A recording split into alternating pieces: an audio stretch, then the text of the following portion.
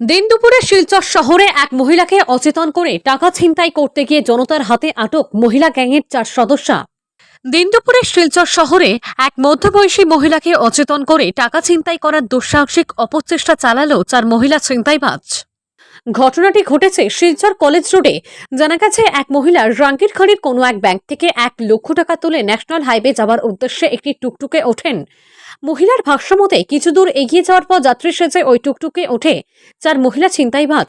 সুযোগ বুঝে ছিনতাইবাজ গ্যাংয়ের এক সদস্য ওই মহিলার মুখে একটা কি ছিটিয়ে দেয়। পরক্ষণেই ওই মহিলা প্রায় অচেতন অবস্থায় চলে যান।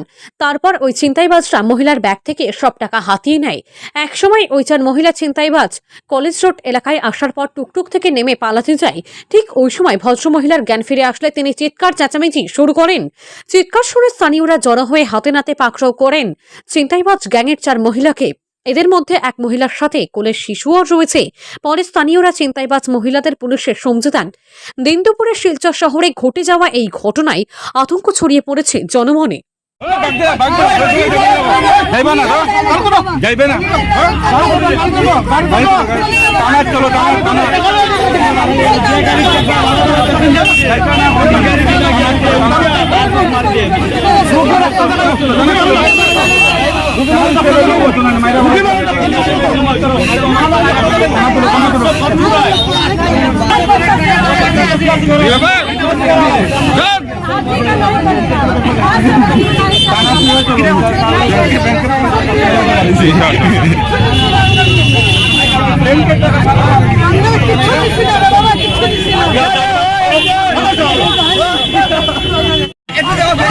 দিদি কিটাইছে আপনার লোক কিটাইছে না কিটাইছে আপনার লোক কিটাইছে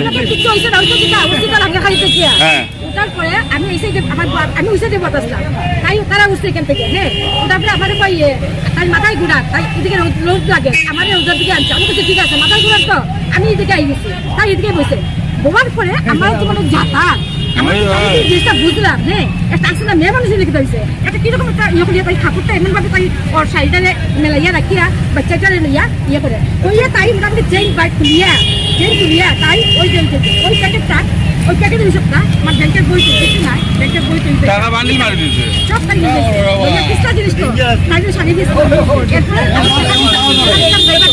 10 টাকা দিয়েছে আমিও কইয়া সাহেব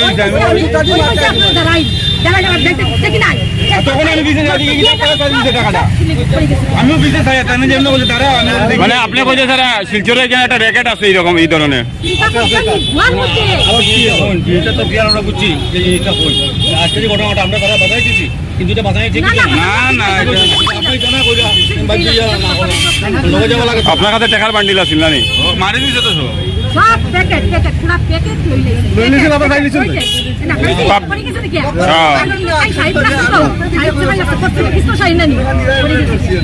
না তারা যদি কিছু না করতে বলো না তাহলে চলো ঠিক আছে যান।